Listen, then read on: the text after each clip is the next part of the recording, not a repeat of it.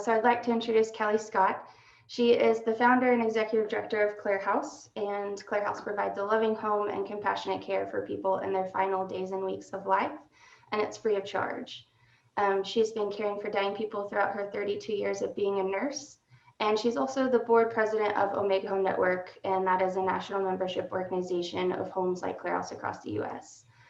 And through that role, Kelly frequently provides mentoring to aspiring projects and open homes, both locally and nationally. And she's been a dedicated leader throughout this pandemic. And we appreciate her leadership, and she will be facilitating our conversation tonight. So I'm going to turn it over to Kelly. Thank you, Brittany. Hello, friends. It's wonderful to see so many of your faces and to know that you're joining us tonight.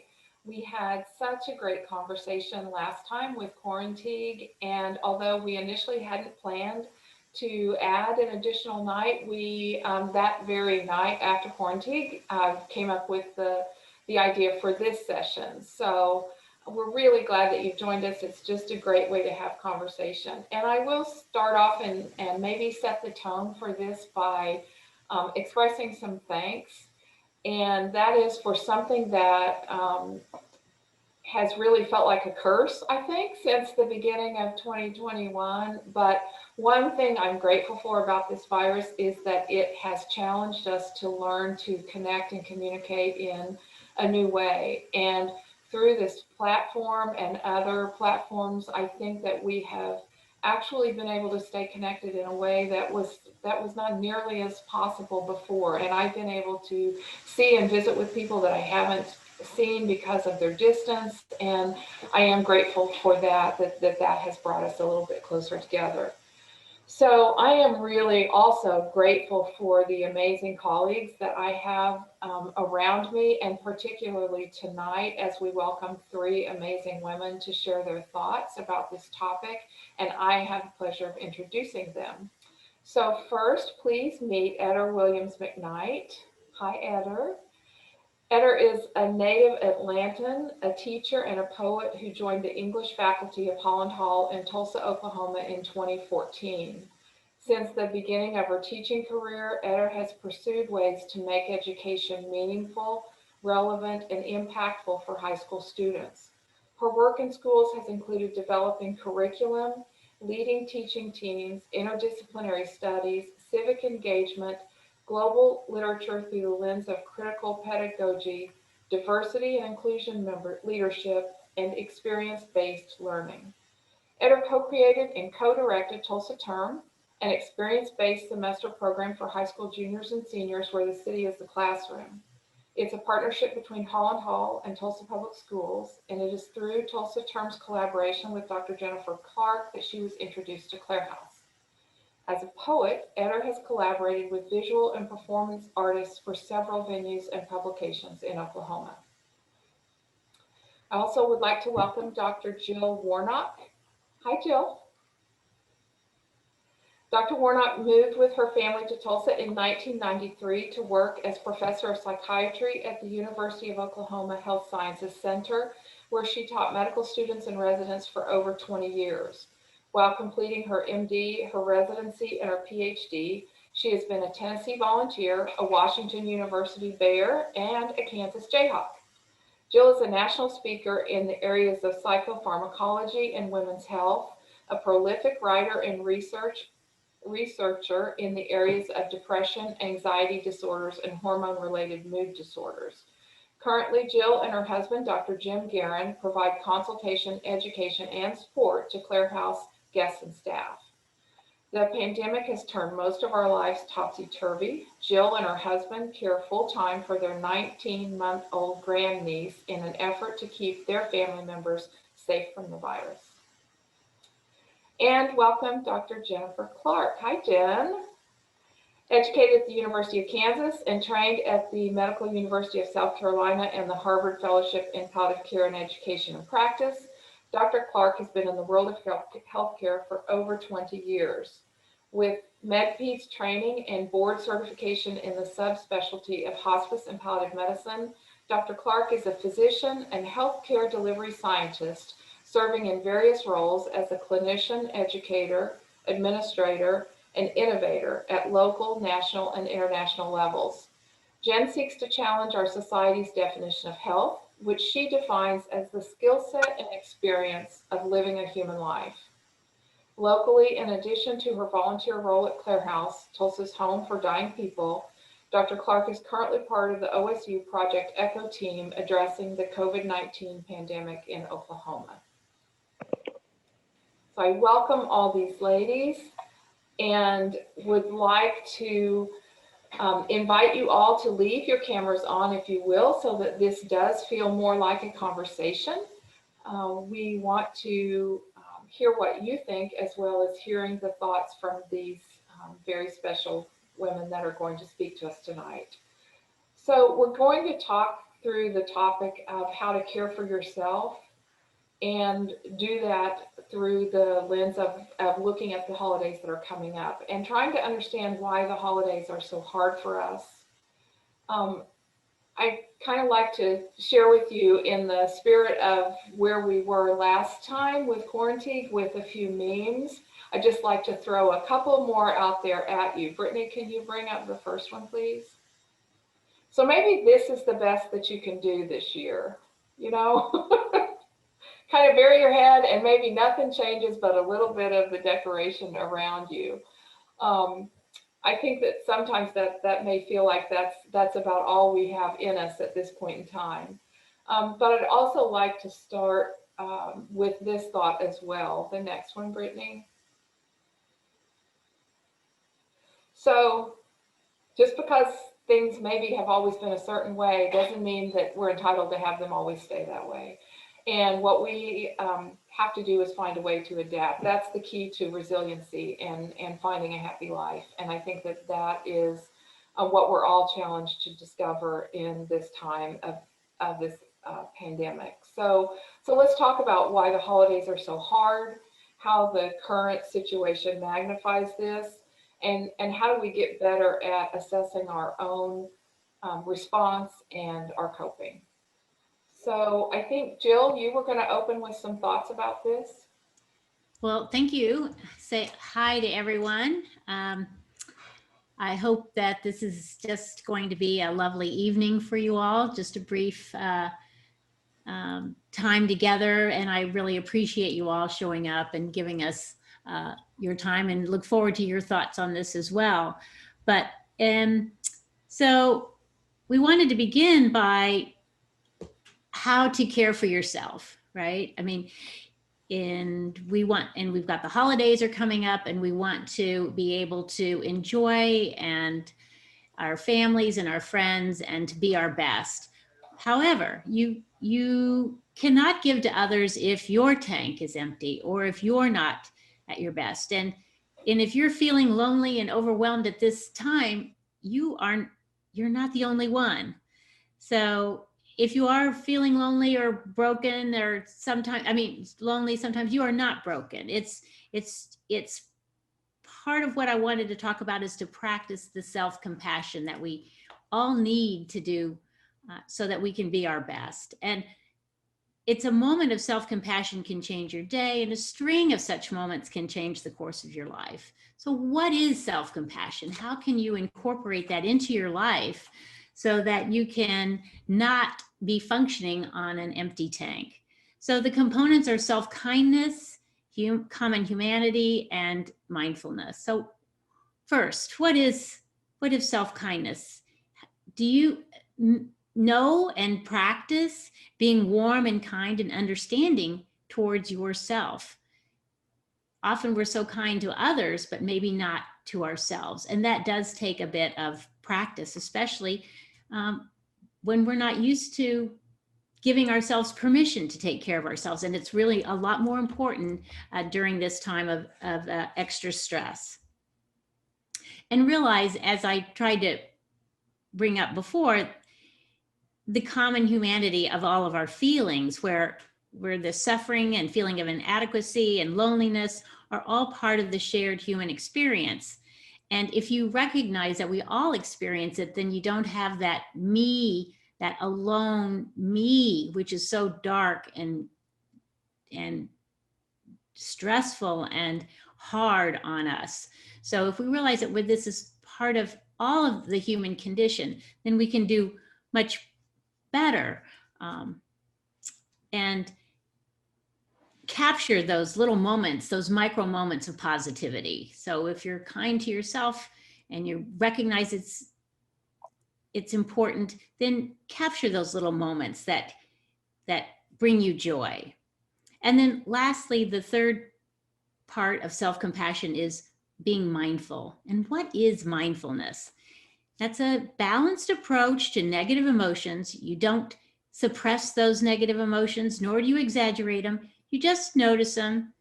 You can't ignore your pain or our pain and feel compassion for it at the same time. So we need to recognize our suffering and our pain so that we can be compassionate to ourselves. If you aren't recognizing the pain and suffering, then you can't be compassionate to yourself. So take that non-judgmental stance. We all try to do that with our friends and neighbors, and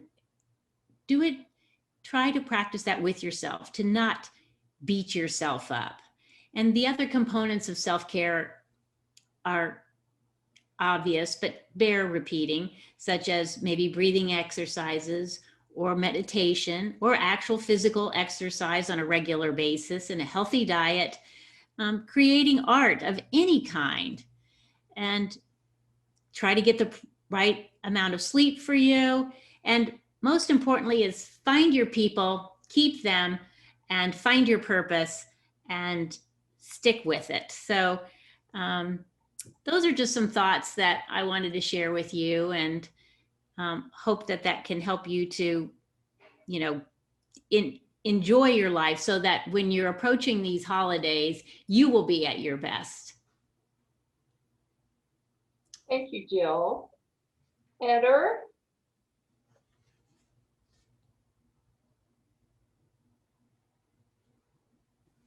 Hi, everyone.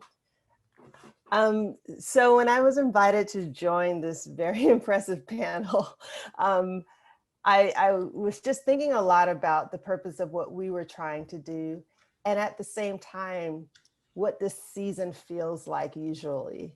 And this time of year is kind of like the womb experience, like it's just dark all around us, and we kind of get very introspective, and we kind of slowly come back out when it's spring, but I think that's a time to appreciate as well. And so those kinds of thoughts came to me as I was sort of writing down a few lines here and there.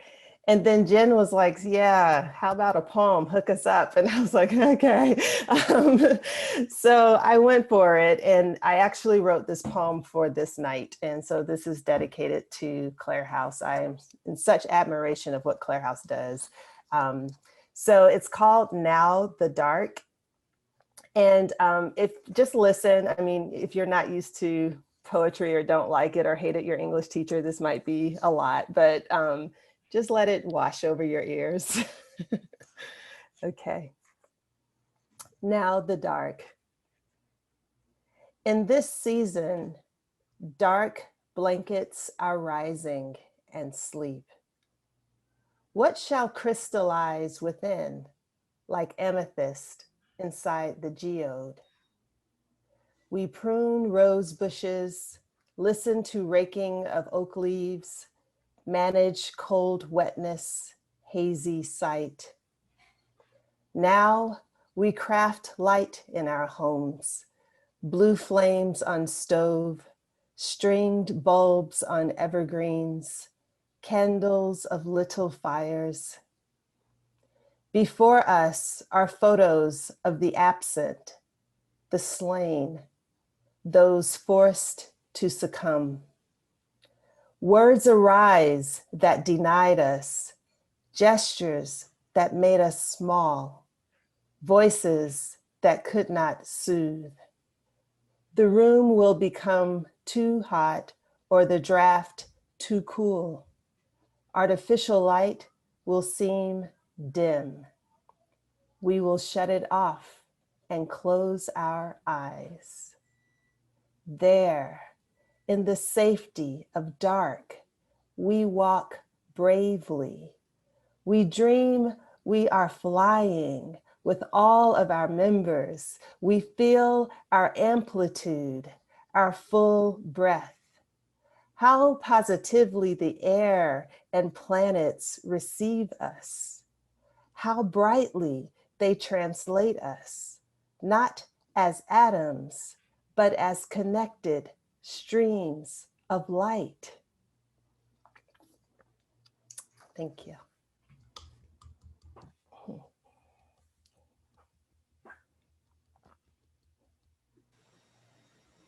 Thank you, Eder. That was lovely. So, Jennifer,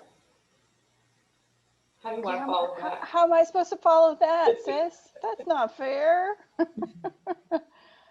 I read that earlier today, and I struggle with, when I listen or read poetry, it you know, kind of, to get a little dorky on y'all, like that's not something you're used to, but is that it really hits your limbic brain, which is the middle brain, which is your emotional brain, where you have no language to respond, but physically it's a completely sensual experience when you read poetry. And just, you know, I'm envious and very grateful for people who are able to do that. So thanks, Eder.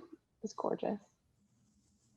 Kind of similarly, you know, on that topic of taking care of you and understanding all the things that Jill was talking about and how Eder eloquently put into beautiful words is in the time of the plague, you know, kind of time is weird. Can somebody nod and tell me if time feels really weird? Okay, yes, I love this, right? So it feels really strange, like to think about March, right? Feels like, I don't know, 10 years ago, right?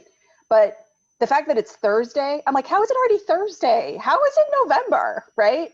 So it's this paradox of, you know, kind of living in the time of the plague. We're living, and the way I talk about prognostication, and we'll talk about that in a second, you know, kind of, I always talk about things relative to time someone has left, what in, you know, do you have years, months, weeks, days, hours, minutes?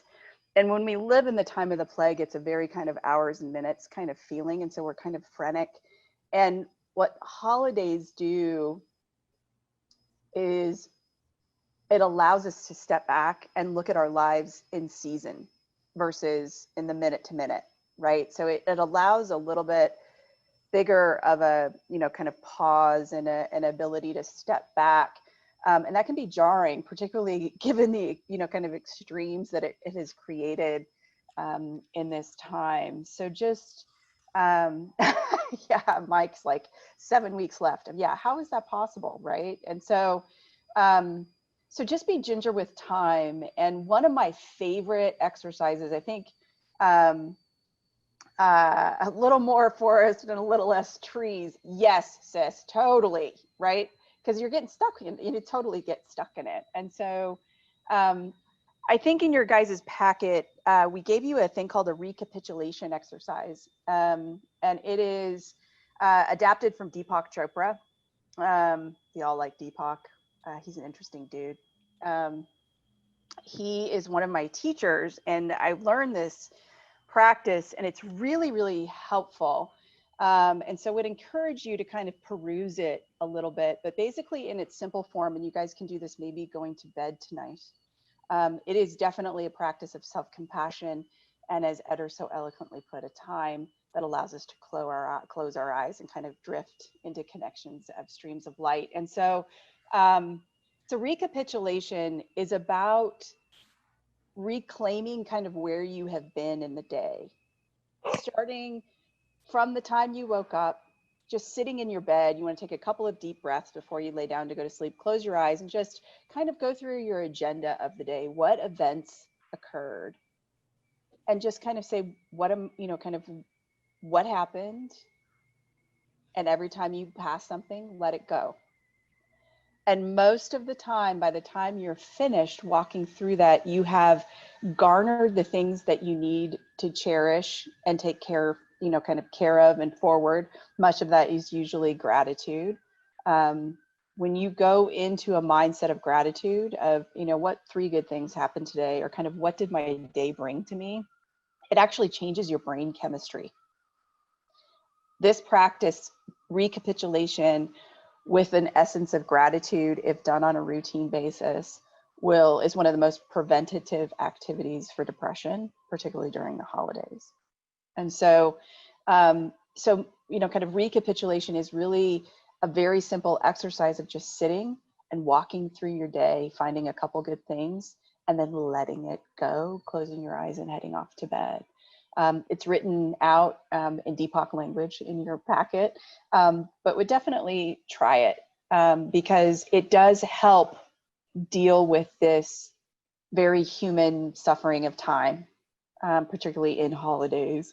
It can be dizzying, and then you add the plague on top of it. And so, so just wanted to make sure that you guys had this whole time feeling particularly called out as a way to address kind of life in the time of plague and holidays. So back to you, Kelly. I think one of the other things I forgot, one of the other things I want to talk about before handing it back is in self-care, and this is the doctorly part of me coming out. So here we're going to get a little bit of science in here. One of the things, particularly if you're going to start engaging with other human beings, right, is you need to know what your boundaries are. And so you need to do a little prognostication on your own. Okay, there's 3 parts to prognostication. There's formulation, communication, and recommendation. And so you've got to formulate kind of what your prognosis is for what you're willing to deal with.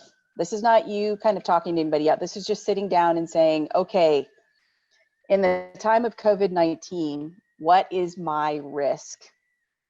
What's my risk? What am I willing to take on in order to be with my family at this time? If you are over the age of 65 and have those classic comorbidities and you live in the state of Oklahoma, if you get COVID-19, you have a 30% chance of getting hospitalized and you have a 15% chance of dying. So you need to know your risk. And the higher our communities are with infection, the higher the risk that there is, the more humans you interact with. We've given you a couple tools to kind of help with your risk assessment. And I would use those, but you have to balance the risks and benefits of your traditional holiday gatherings or some of the creative things that we're going to be giving you today. But the first step is really assessing your own and prognosticating your own personal risk and what you're willing to take on as far as, kind of being with other human beings. And it's okay to draw those boundaries for yourself. I would not encourage having someone else to draw those boundaries for you, because as we know, family can do that at the holidays and push those boundaries right up to the edge. So it's really important during this time of the year to really understand what your boundaries are, and then we'll talk about effectively communicating those a little bit later. But just kind of sitting with some time and saying, okay, this is the reality of my situation, and what I'm willing to kind of risk. So Kelly. Thank you. So then what does that mean for us? How do we connect? How do we learn how to do that a little differently than what has been in the past and still find the spirit of what is meaningful to us? Because when it all comes down to it, if what we're doing isn't meaningful, then what's the point?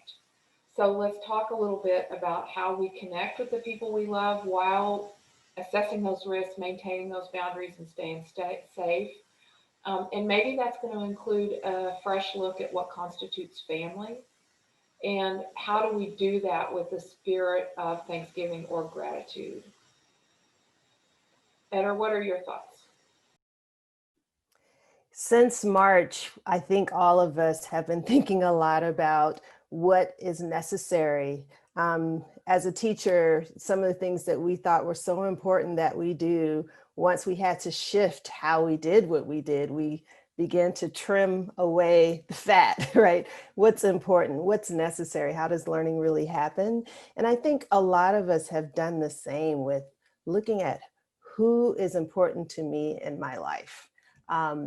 I personally have reconnected a lot during this time. And because what do? You have work, you have the people in your household that you're looking at probably a little bit too much, and you want to kind of extend outward, right? And so you begin to reconnect with people. And this process has been really beautiful in the way that I've been able to think about who has mattered to me. And this is family, but it's also who I call intimate others. And sort of relighting that fire or reconnecting and reminding ourselves, here we are in each other's lives, we matter to each other. And these are some of these people I have not spoken with since, I don't know, a good 5-10 years, you know. But thankfully, because of technology, I've been able to do that, and it has brought life back into me. It has made me feel like I matter, and that my circle of those with whom I matter is larger than just where I am geographically. The other thing I was thinking a lot about is technology. And we have been talking about it and how grateful we are to have Gmeet or Zoom, but there's some old school technology that's been really beautiful too, which is just paper and pen. Remember that? And so just writing a note to someone or receiving a postcard seems to have increased a little bit. Yeah, Emily Mooney is saying she's been connecting with people too. And even just like a little note or a letter or a text has meant a lot this time. And I hope it's something that we reintroduce into our habits if we've let that fall away. So one thing is like how to connect. But the other thing is like, how do you define intimate others? And I think that sometimes our intimate others aren't our family, and sometimes they are, but it really is all about who has added meaning to your life. And I think one of the things, like when we practice recapitulation, is sometimes thinking about that, like who has added meaning to my life, and who have I felt myself bond with soulfully, and how do I keep that alive and active? And then I began to think also about like, what does it mean to deeply connect with our own family members? And what do we do this holiday season? And we'll talk about this a little bit more later, but it may sound counterintuitive, but it might be the most loving thing to not physically connect. Like that might be an act of love that we have to practice this year. And accepting that. And if deeply connecting means at the center of ourselves is love and action, then I think we might have to swallow that pill a little bit as well. I think I'm going off script because I had all these notes. I don't want to take too much time, but I do want to say that there is something else I've been thinking a lot about, and this is a quotation by Muriel Rukeyser, and she's a poet, or was a poet. And she has this crazy quote, and it says, "The universe is made of stories, not of atoms." Now, a scientist would dispute that, perhaps, but it is true that who we are is often the stories that we tell ourselves about who we are, right? And historians know this, like they know that the past is not the past, it's the stories we tell ourselves about the past. And so I began to think that like, even if we are forced to connect through distance, that it is the stories we share with each other that's kind of like that magic glue. And maybe one of the things we want to do this year is think about like, what stories do we want to remind ourselves of that we've bonded over? Or what stories can we tell that others have not yet heard? Or what are the stories we'd love to know about other people? Because listening is one of the biggest things we could practice, and to kind of learn more and hear more from others. We sort of put our relatives in boxes, and if we don't ask them interesting questions, we'll never see them in new ways. So I've just been thinking about that. One Thanksgiving, I could not go home. I mean, I rarely get to go home, but one Thanksgiving, I really wanted to. And I was on the phone with my mom, and we just spent a whole lot of time cracking up about how where I was we were not eating Thanksgiving food. Like we were eating Italian pasta or something, and she was eating all this beautiful like turkey my father fried, and like all the things. And I'm from Atlanta, so it's all Southern and fattening and wonderful, you know. And it was just funny. So we were just spent the whole time cracking up about how I was not doing what I'm used to doing or would like to be doing for Thanksgiving. And that's a beautiful moment that I always remember. And that happened on the phone, you know. So I just wanted to recall the beauty of storytelling, and maybe that is something that will make us feel even closer to those whom we can't be with, or those who we are used to being with so much that we have stopped to see them in a new way.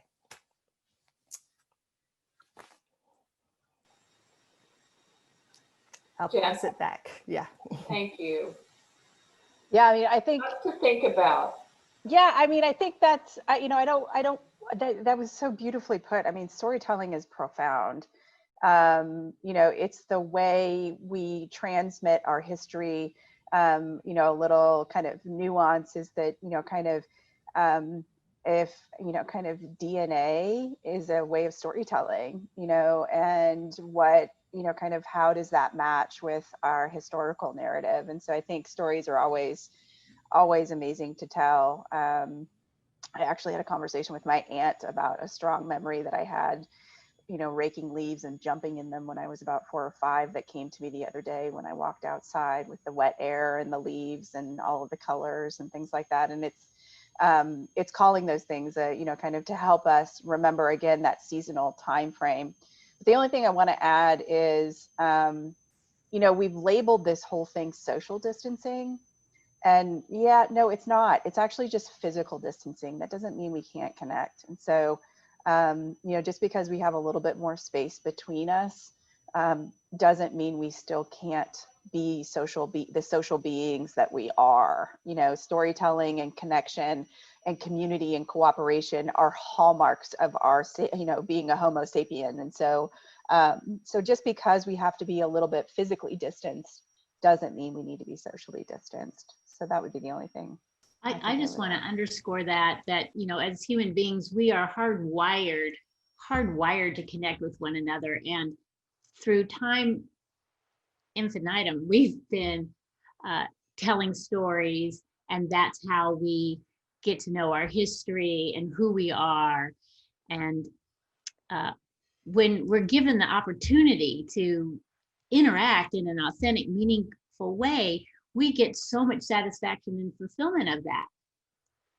But part of the things that happens that allows that to unfold is to really be listening to the other person. And that means sometimes just we get so distracted, and we might be holding our phone and looking at other things and not really paying attention. But one of the best gifts that you can ever give anyone is to listen with attention and love and compassion, and just being there with that person is just what we need. And it does take an intention sometimes to do that, and really to set aside the phone and really be with that person. So and that's partly being mindful, and why I think mindfulness is so important, so that you can be in the present moment and listen without judgment, and just allow yourself to really be with that person who you are with, and really be with them. And that's such a gift. And as a psychiatrist, you know, I have realized that can be changing, that can be healing, that is just the best gift, especially when maybe we can't touch people, which is another important human connection that we sometimes can't practice as we would like. So I just want to underscore that, really listening and being there without distraction. Thanks, Jill. And Anne picked up on that in the chat and said listening is in some ways a lost art these days. And I think we're certainly seeing that in the public discourse, particularly. but I think it also seeps into every aspect of our lives, including our intimate relationships. And so when we're thinking about how to decide what we do and how we spend these times and how we make decisions in this very strange time, part of thinking about how we decide means having difficult conversations. And, you know, I've been 30 plus years as an oncology and hospice nurse and have spent most of my professional life in difficult conversations. And there is always, almost always, a tendency that we want to tell people what they want to hear. And this time is no different. We want to reassure ourselves and each other that it's going to be all right. If we all get together, it's going to be all right if we continue to do things the way that we have in the past. But that's not really true this year. And that has to be confronted and talked about. So we're going to talk a little bit now about the difficult conversations, what happens when in our very own family, amidst our very own loved ones, we have differences of opinion. And sometimes we have interplanetary differences of opinion. How do we resolve that? How do we figure that out? And as we create our own solution to that, maybe we make our sacred circle. And what is that sacred circle? I think you were going to start us off on this one, Jen. Yeah, so kind of tactily, I'm going to teach you guys kind of what I teach my medical students and residents when they have to break bad news and help make decisions. We figured why not use the tools that we have in front of us. In your packet, you got a thing called the Spikes protocol. And the most successful physicians and practitioners that use this kind of tool as a way to foster complex decision making and the sharing of difficult news has been wildly successful. So I'm just going to walk you through the protocol. So Brittany, if I can ask you a huge favor, when I say the letter, I'm not a big fan of mnemonics, but this is the one I actually remember. If you can type it in for me so that I can help keep track. So the first thing you have to do is S, which is setup. So the first S of Spikes is setup. And this is your prognostication that you did previously. This is the, kind of sitting back and saying, okay, what is my risk? Again, getting your own perspective of what's going on and being prepared, not with an agenda or a defensive mechanism, but just being real about, kind of what you're dealing with, right? And that you can't take risks, or you can, but what, kind of where does that boundary end, kind of thing. So just be prepared, be thoughtful, have looked through kind of what risk you have and what you can take on with regards to COVID-19, which then leads to the next thing, which is the P part of Spikes, which is perception. So, this is the crux of the whole thing. Okay. One of the things as physicians, particularly, we like to do is just, spout off about how much we know, right? And we go into all this knowledge sharing and, all this kind of thing, but the first thing you actually absolutely have to do is assess someone else's perspective. So I sit down, right? I'm getting ready to have a conversation about, kind of a new diagnosis of cancer or some other news, but in your circumstance, it's, okay, we need to have this difficult conversation about what we're going to do for the holidays, right? So, so sitting down and just kind of saying, what's your perspective, right? What is your perspective on this? Can you kind of tell me what you've been experiencing, what you've been feeling, what you've been thinking? My hope would be that your family member may have already done their own setup, but many times that's not the case. And so allowing them the space and time to kind of walk through the work that you've already done in preparation for this conversation to understand their mindset and kind of where they are in things. It's odd, but we tend to fall on a spectrum with regards to kind of how we respond to difficult situations. There are some people we call the monitors, who are the people that love numbers, right? So what's the case count today? What is the positive rate? What is the blah, blah, blah, right? All of that kind of stuff. And then on the other extreme, they ignore They ignore kind of the sensory and emotional experience. And on the other extreme, we have the blunters, the people who are wildly emotional, right? That, you know, kind of have a hard time really kind of stepping back from their emotions to make, you know, kind of effective decisions. And the idea is, you know, kind of to help people foster both of those aspects of things, the reality of the situation, but yet the emotions that we're experiencing, particularly grief, that we'll get to here in a second about what's going on. So, you know, again, your own personal perception and then garnering someone else's perception, because the magic of that is allowing someone to feel felt. They will often walk right through the conversation for you, and you just foster and guide it. Allowing their perception to come out fosters the decision making that often happens. In that circumstance, often when I ask the question, I'm like, just tell me about what your life has been like over the last 6 months. People usually walk themselves right through understanding what is going on and the decision they need to make. So setup, perception. The next one is invitation. So this I piece is really interesting. And with family members, you probably know a little bit about this.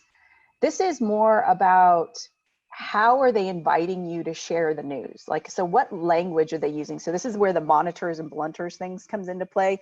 You know, recognizing and naming their emotions that they have, or recognizing their concerns with data or whatever it happens to be, that allows you to understand the language to use to kind of, again, foster that further conversation. The other thing that this does is, okay, I'm firing a warning shot. I'm about to give you the bad news. We're about to get into the heat of the conversation, right?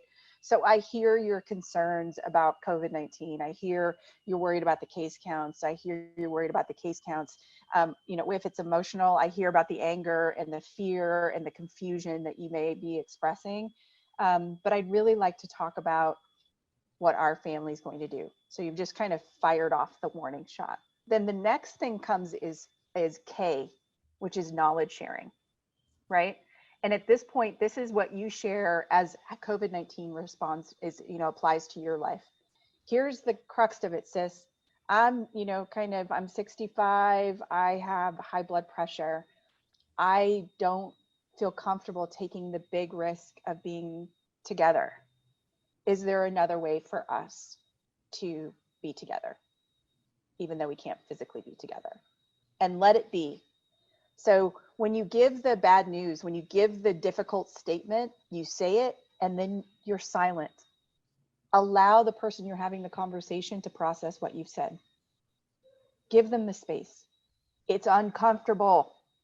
If for those of you who don't like silence or uncomfortable silence, sit on your hands, count to 10, do something, but you know, just allow the silence to occur. Okay.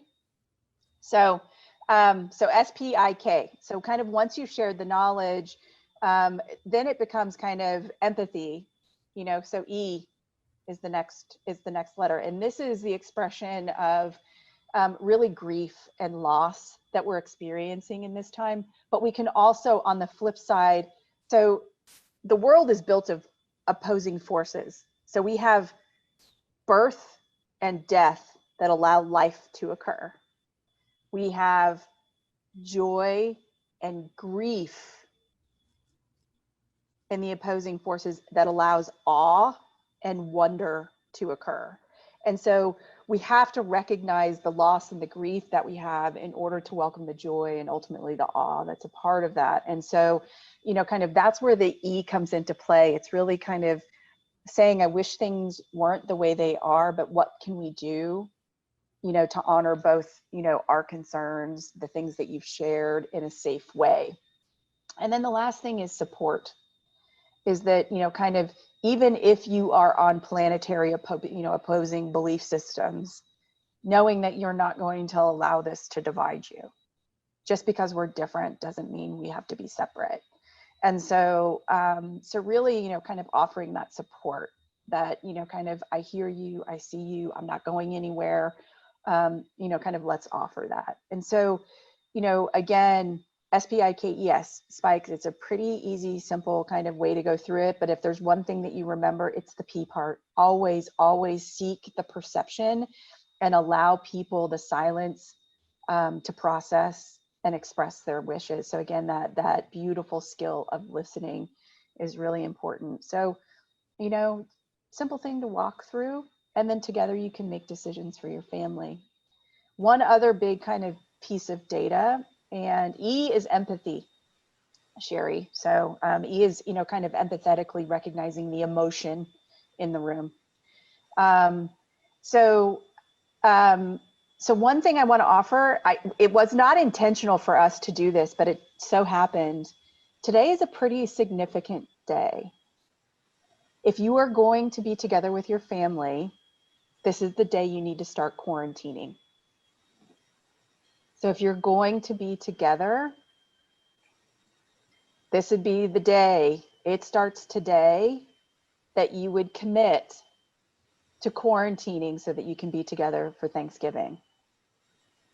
So it's just something to think about. I know that there are many families that have chosen to do that, that everyone who is going to join for Thanksgiving dinner has committed to quarantining for the next 14 days so they can do that.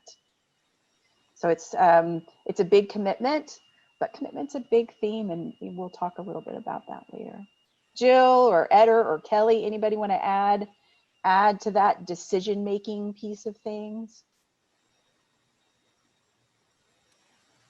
Well, in terms of making a decision, I do have this one app. If Brittany, you'll put that on, it's my COVID risk app. If you'll put that in, it's been a very helpful app for me, because if I'm tempted to go to a book club, for example, you know, we'll be outside, it'll be so safe, it'll be so this.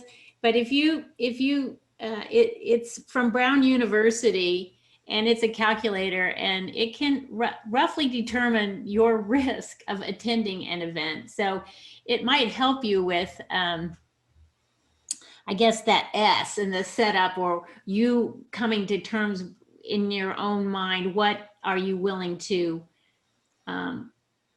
tolerate, and where are you comfortable, and and sometimes we're pulled in so many different ways, and this kind of gives me, I'm kind of more of a feeling person, more concrete data. Like, oh, it's a really high risk to go. Oh, I guess. So if that might help you in that discussion. I think, yeah, that was beautiful, Spikes. And just to loop around again to this idea of listening, and listening is really, really hard, especially if you're so busy listening to what you think they are saying versus what someone is really saying. So gauging, I've been thinking about, how do I make sure I'm gauging the perception of somebody else? Like, can I see how they are seeing, and let that be a guide in our conversation? That's beautiful. Thank you all. And let's conclude with some thoughts and discussion about how to plan, and maybe some ideas of how that might look different this year, and talk about some ideas that we might have to offer for that. You know, some of the things that we threw around as a group was, you know, some things that people have already started doing, like mailing or dropping off goodie bags or presents, and then everybody gets together at a specified time on Zoom, and you open all those together and you get to see each other do that. Everybody prepare the same meal and then eat together on Zoom. Get your iPad or your laptop in the kitchen with you, and then take it to the dining room table, and everybody eat together. I think Brittany was the one that said in her family that they all prepared their normal dishes, and then they portioned them all out and dropped off a portion at each person's house, and then they all ate together. So you still got to have your sister's favorite casserole or your mom's favorite dessert or whatever that might be. And then one thing I'm seriously considering, I haven't made the commitment yet, but I'm seriously considering bringing back Christmas cards into my life. I have not sent Christmas cards in probably 25 years.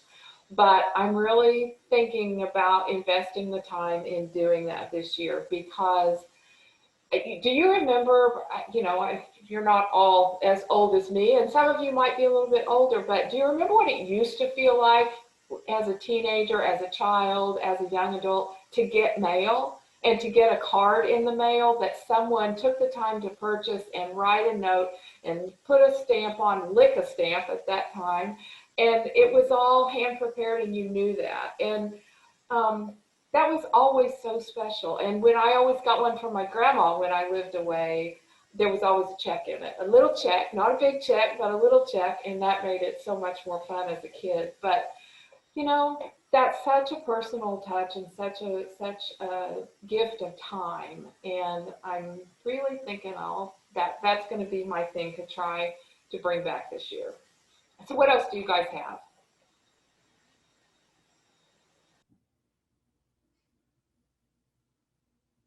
Well, playing games together also on Zoom, or I'm sure people are already doing that, but perhaps a dinner Zoom game like Pictionary or Heads Up. And I know some people are better at games than I am, mostly my kids, I think, and probably your kids will know games, and let them bring it up or make the suggestion and maybe run it. So that might be helpful. And certainly telling stories while you are around the dinner table or around the video screens. Have everyone maybe even give them a heads up ahead of time to tell a meaningful story, and have that maybe be part of the Thanksgiving prayer. Jill, can I add on to yours? Sure. A very good friend of mine's mother is in her last days right now because of cancer. And she was the type of person who was friends with his friends, And so what he did was ask us to share stories that we have about her, from our long friendship together. And I've known her since early 2000s. So these were just texts, because she's pretty lo-fi. And we just send texts and he would read them to her as she's there in hospice. And so that being around this time of year, as he's literally waiting right now, I think is sustaining him. And it's not a game with the family or anything like that, but it is a way to kind of connect again with stories. Beautiful.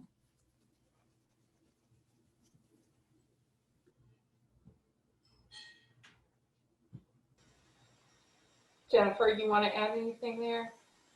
No, I think the big thing that I would offer is a commitment.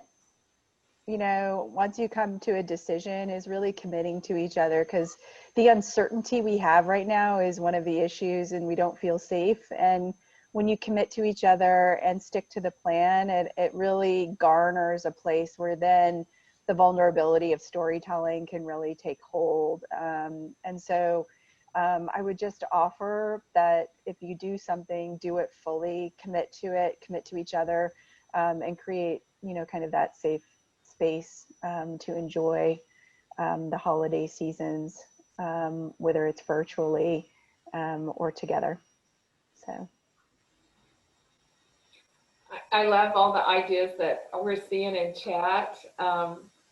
I think that, Deborah, you might have to give us an explanation of chicken feet dominoes, because that's created a little confusion. Are you able to put your microphone on?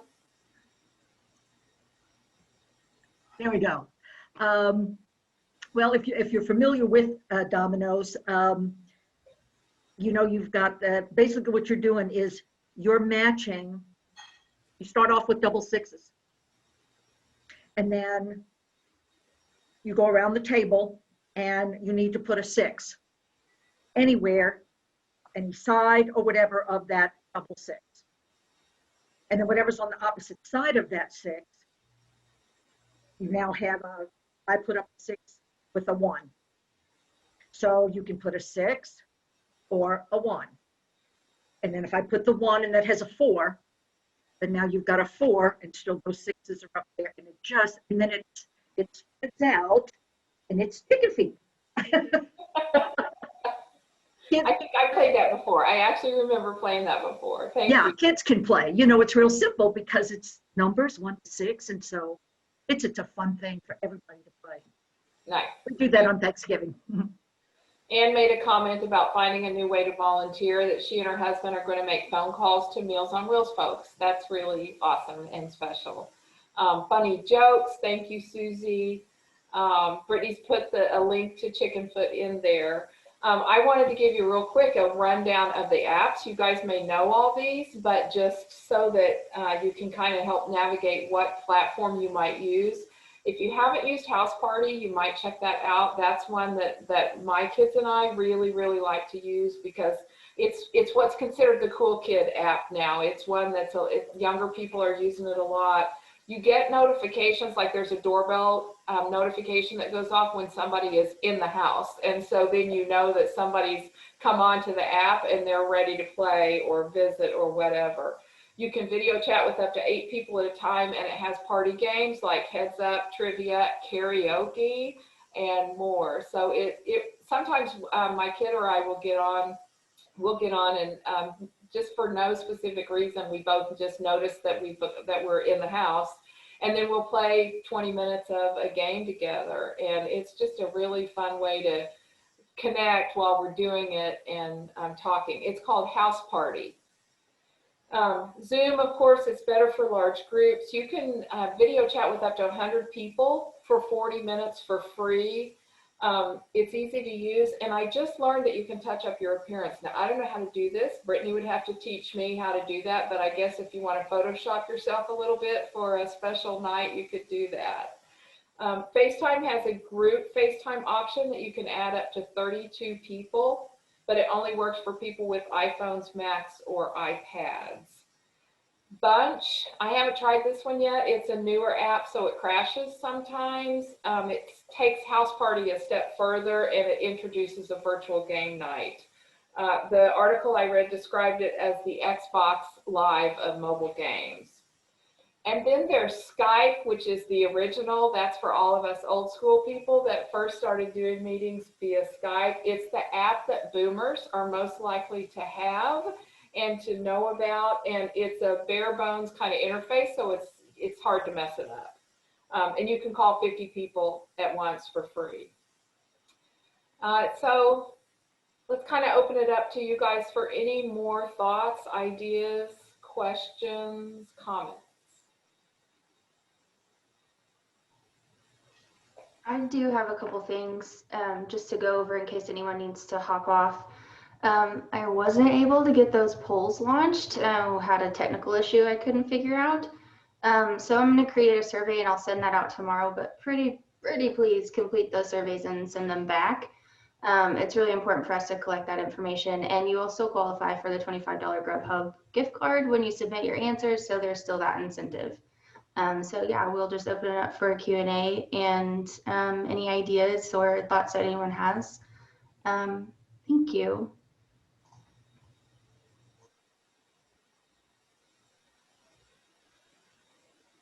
Go ahead. I was just going to say, I was just going to ask a quick question of the ladies, is that one of them had mentioned about make a commitment and stick with it. The struggle that I seem to have is it's hourly. You know, like one day I'm all over it and I'm on top of it and I know exactly what my plan is, and, you know, my family's 180 out from where I am and I'm okay with that. And then on Tuesday, you know, I wake up and it's like a whole different mindset. I just feel like that's abnormal. And I feel like I shouldn't have to feel so non-committed. You know, we've talked about it. My husband and I have talked about what we feel is the best choice for us. We should be able to just walk that path, but every day it's like all over the map. So how many people have Jamie's abnormality as their normal? Good to know. Yeah, I think, you know, kind of, it's natural to feel that way because things are frankly different day to day. I mean, this last weekend, Oklahoma shifted into a completely different world. We got launched into the world of crisis. And so, and in a crisis, everything changes. You may have electricity one day, you may not, you know, kind of all the things that go with it. And so, so the most important thing is going back and again, assessing your own perception, just taking a second to kind of say, where am I today? But the holidays, like we talked about, you know, kind of like I said, time feels really weird. You are living in that minute to minute, hour to hour situation.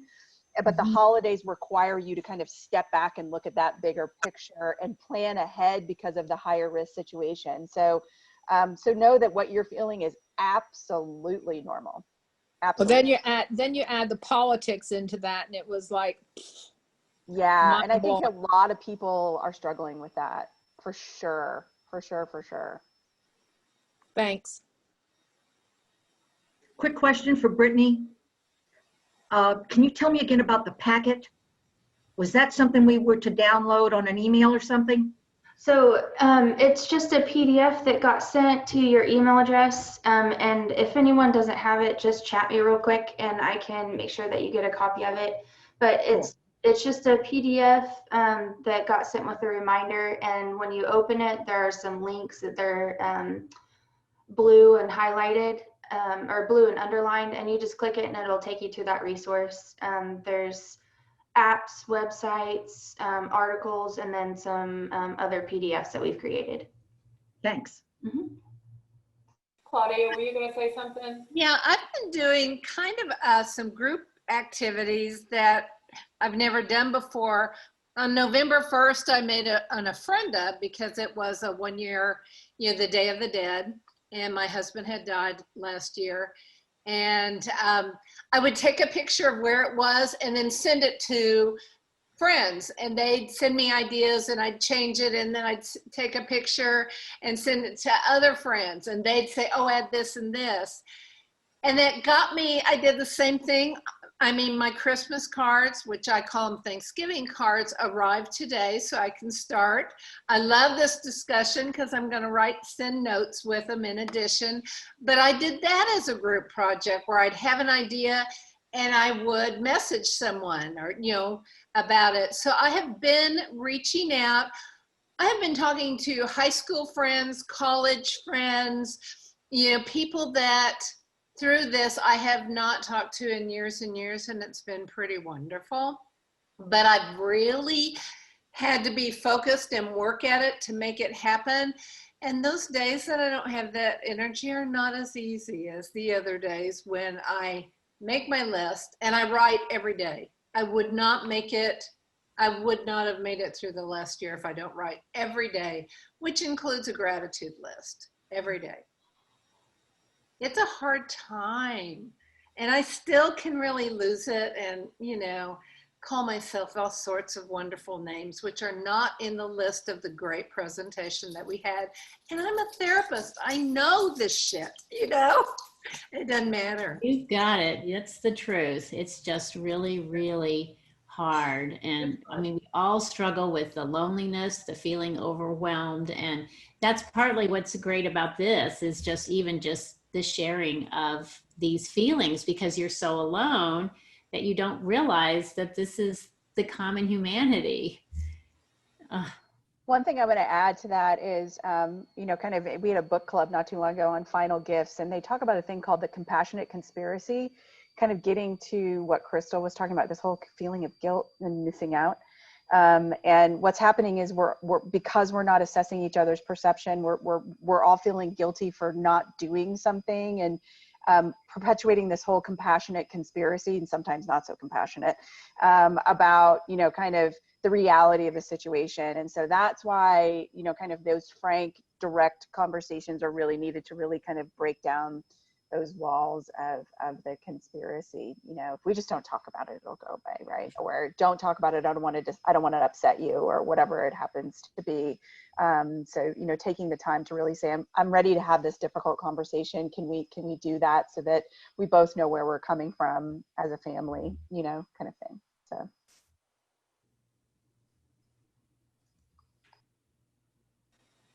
I think I did hear that electric Afghans, you can get them at Kohl's and plug them in. So you can, if you have one of those rules of I must only see people outside, 6 feet apart, that you can be warm this winter, I was told. I think we could talk a whole nother session about grief during COVID as well as grief during holidays. But, you know, grief is such a heavy burden to carry in any time. And then you layer it on top of something like this and it's even more so. But I think another aspect of grief that a lot of us are feeling is the disconnection from family members or loved ones who feel so differently than we do about this, and our inability to be with them because they are not taking the precautions that we believe are necessary, and the grief that goes along with just knowing that I don't want to be with that person anymore, and as a matter of fact, it makes me mad, and I resent that, and then that gets all jumbled up with all these other feelings of sadness. So it's a heavy, heavy time. And I know people have been talking about in the chat just those feelings of guilt or those feelings that they're just missing out, and time's moving past us and things are happening and we're not able to participate in it. It adds so much to the burden. Hey, before everybody goes, can you guys do something real quick for me? I learned this the other day. Stick your hands up and reach out to the sides as if you're trying to hang on to each other. So just know that we're all together, even though we're not physically together. You know, kind of, we've got it. We're circle. We created our own sacred circle, Kelly. So thank you guys for being here. This should be Thanks so much to our panel. You gals are fabulous. We love you. You guys have a wonderful evening and find your meaningful holiday time with your families and your loved ones. And stay tuned for when we get together again. Good night. Good night.